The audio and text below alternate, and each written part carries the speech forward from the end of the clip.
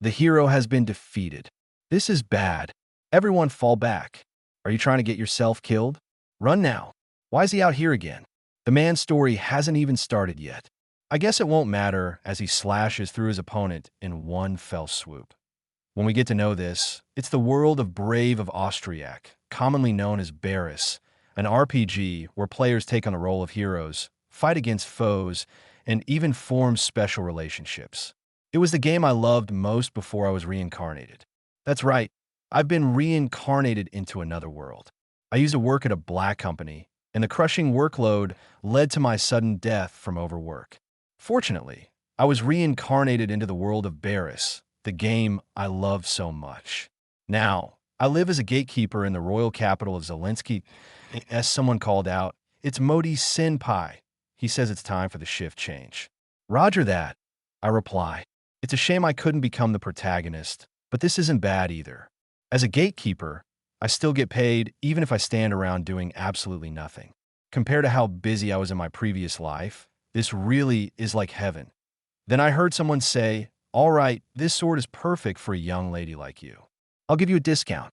But the lady replies, "I'm not into swordsmen." It's Karen. No, it's Carol Orlando, one of the important characters who joins the party early in Barris. She's the character I support the most. Looks like he's head over heels for her. This is the Holy Sword, blessed with the protection of the Spirit King. Even beginners can easily become stronger with it, the shopkeeper says. Is that so? Carol responds. But the main character knows it's a lie. Don't be deceived, girl, I think. But that's also what makes you who you are. Carol is insanely cute. God, thank you for reincarnating me. Carol, someone says. It's Alan, yelling at the shopkeeper. You're selling a fake. This is the hero, the protagonist Alan of Barris. He's basically the player's avatar. Seeing him right in front of me like this, somehow, I feel kind of strange. With how things are going, I guess the protagonist level will end up being Carol. You gotta go gather medicine now, right? I'll escort you to Gate Castle, Alan says. The main character cries in agony, taking her name, while the shopkeeper says, "Hey, you there, don't take what that guy says seriously. How about I give you a discount?" This sword can make even an ordinary person a hero. Hearing this, I say, "No, as you can see, I'm just a regular gatekeeper. An ordinary sword is good enough for me. Sell the sword to someone else." Even the shopkeeper thinks, what a strange guy. The main character is not a hero, just a mob NPC character. Before I was reincarnated, while I was being cursed by work, my only joy was playing this game. Carol is my absolute favorite, but every character is charming. The story stops here. If it goes according to the scenario, Alan and his companions will save the world from the threat of the demon and bring peace. I want to witness that perfect scenario with my own eyes. But this is a dangerous world where demons attack humans. To survive, I have to become stronger. To achieve this, I decided to make use of my game knowledge from my previous life. My game style is to level up as much as possible in the early stages of RPGs, and then proceed with storyline efficiency. Using that knowledge, I've trained for years in places suitable for leveling up and raised my stats to the limits. However, I don't want to replace the protagonist. I'm a purist when it comes to the original story. I won't allow anyone to alter it, not even myself. Just watching them from afar is enough to satisfy me. Seeing the original story is really nice. What are you talking about? The gatekeeper Modi asks. I don't really get it, but more importantly, want to grab a drink after work? Of course, sounds great. A beer after work is the best, I reply. You sure are in high spirits. Good thing happens. Both of them laughed. Suddenly, someone yelled, "What's going on?" They looked inside, and it was a demon, a spider-looking demon. The gatekeeper was shocked, saying, "What? Why are there demons in the royal capital? The Day of the Wedge?" No, it's nothing. The Day of the Wedge is the event that happens 1 month before the main story of Barris begins. It's when demons, who normally don't form groups, unite and attack the kingdom. Although this event didn't cause any major damage and was resolved by the heroes easily, as other guard arrive, they're instructed, don't just stand there and space out. We'll have to hold them off until the heroes arrive. A level 1 demon. Huh? It's not really that strong, but it's not weak enough for ordinary soldiers to beat either. Defeating the demon would be easy, but I don't want to affect the scenario. As a gatekeeper, I'll just stall a bit. I hope the hero gets here soon. Take this, you monster. It looks like Modi got in and got slashed. Blood splattered. The main character asked, "Are you all right?"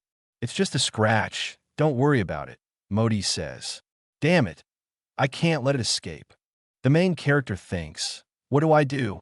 "Senpai, stay back." Why is he so fast? Somewhere in the forest, it looks like Carol is soaking her wet feet in the water.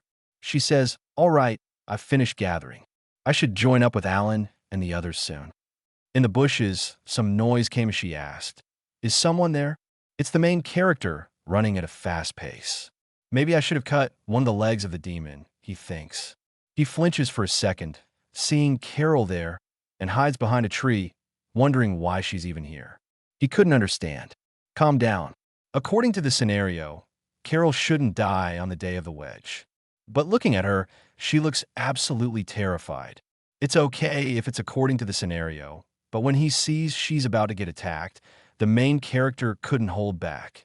"Carol, what have you done to her?" he yells, attacking with Teresa-style swordsmanship. He slashes the demon in half in one go. As Carol opened her eyes, she saw the sliced demon, smiled, and blushed, looking at him. "Are you all right? Any injuries? Does it hurt anywhere?" he asked. "Yeah, I'm fine. What about you?" she replied. The main character thinks, "Damn it, I messed up." He says, "That's right. I'm just a gatekeeper." She didn't ask that. "Not your occupation, your name." "Tell me your name," she says with passion. The main character introduced himself, Silva. "Thank you, Silva," she says, blushing. Oh, so cute. From that day on, his life began to change dramatically. The mob soldier who became the strongest through game knowledge wants to hide his true strength. But can he? Back at the castle, he thinks, "Oh no, now I've made contact with Carol. I have my own circumstances." Wait, what? As he escapes the situation, he thinks, defeating a demon right in front of her might affect the scenario, but in that situation, there was no other choice. Modi called, "Hey, Silva," a direct servant from the capital of the First Holy Knight, says come to the Holy Knight headquarters immediately. Silva couldn't understand anything, but Modi says, "I don't know what you did, but I'll pick up your bones afterward." "Don't say such ominous things," Silva laughs. The First Holy Knight captain is known for being strict. Hopefully, it'll just end with a lecture at the Holy Knight headquarters. As his identity was confirmed, the guards escorted him to the right wing. Meeting her, he thinks, "I'd really like to avoid this if I can." A beautiful maiden in a knight's dress looked at the main character from the balcony. Her eyes twinkled, and she suddenly got excited, acting like Yes, Silva opened the door. She says, "Thank you for coming, Silva." This is the girl with mysterious silver hair, deep blue eyes like the oceans, and a top-class figure. This is Elda Sweet, the captain of the First Holy Knight Order, also one of the romantic characters in Barris. "May I ask what you need from me, Captain?" Silva says. She made a grumpy look. "Don't you get it? You're really slow on the uptake. For some reason, Elda knows my true abilities. I don't know how, but the fact that she called me here gives me a bad feeling." "You defeated a demon, didn't you?" she asks. Silva sweats, trying to brush it off. "What are you talking about?" "I'm talking about the incident from a few days ago. The corpse of a demon, torn to pieces, was found." "So what about it?" he asked. "The demon had traces of being killed by Koma Agami. Such a feat can only be accomplished by someone other than the hero, perhaps another knight commander. But they weren't at the scene. So who defeated the demon?" Silva still didn't get the provocation that it was related to him, but she says, "Why don't you just admit it already? A person with your kind of strength should serve the kingdom as a knight." Silva thinks, "If I admit it here, my peaceful days will be over," and retaliates. "You said except for the hero, right? In that case, wouldn't the hero be the one who defeated it?" "You're so naive," Elda says. "The hero is obligated to report their achievements to the kingdom. But for that spider demon, the identity of the slayer is unknown. It's about time you give up and quietly join the Knight's Order." "I won't accept it," Silva says. "You still won't accept?" She was in quite a predicament. There's clearly no evidence, is there? She became thoughtful. Why do you refuse to join the order so much? You'd get higher wages than a soldier, and the benefits from the country would increase. But I'd have to work on missions with a hero, right? Silva says, yeah, your role is to support the hero and protect the kingdom. Is that something you don't like? Getting close to the protagonist. Silva Muters. Protagonist? What's that? Elda asks. No, nothing, it's nothing, Silva says. I've decided I still don't intend to become a knight. I see. That's very unfortunate. In that case, I can't afford to be picky with my methods either. She suddenly took out a registration form from her bosom. No way, I don't remember signing something like that. Silva says, in a predicament. If you're a knight of the First Holy Knight, you won't be blamed for forging something like this, she says. I never thought you'd go so far. Just kidding. I can't force someone to join against their will. She threw the registration form toward him. In exchange for giving up recruiting you, I want to ask one favor. Who is this person? Silva Wonders. This guy is an applicant for the upcoming Knight Order entrance exam, Grazie Obadiah. I want to stop him from joining at any cost. His family is a well-known noble house, isn't it? Yeah, is he their son? Well, yes, but this guy is a complete comeback. We can't simply fail him outright, as he's a noble. There's a chance pressure will come from above. That's where you come in. In a mock battle of the entrance exam, I want you to face Grazio and completely overwhelm him to the point where everyone agrees he's lacking in abilities. Silva thinks, basically, I'm the one who's supposed to sabotage him. He says, understood. In exchange, once I do this, you're really giving up trying to recruit me into the Knight Order, right? Of course, she says. I'm counting on you. As he leaves the Knight Order castle, he sighs, thinking, I've been given a troublesome task. Grazio is a character who doesn't appear in the main story, but since it involves the Knight Order from the original work, if I act carelessly, it might affect the scenario. Since he doesn't appear in the main story, everything about him is unpredictable. I need to gather information and minimize contact with the main characters. I'll never make that kind of mistake again in my life. Someone taps him from behind. It's none other than Carol, calling his name with a hint of a blush. Silva. He freaks out, looking at her. Right after I said that, I ran into Carol. Am I someone you shouldn't be meeting? No, that's not it. In fact, I'm very happy to meet you, she says. The day after you saved me, you ran away, didn't you? I've been looking for you ever since. Well, that was because of some circumstances, you know. I'm really sorry for leaving without saying anything. He says, I see. Come to think of it, why does Silva know my name? He freaks out again.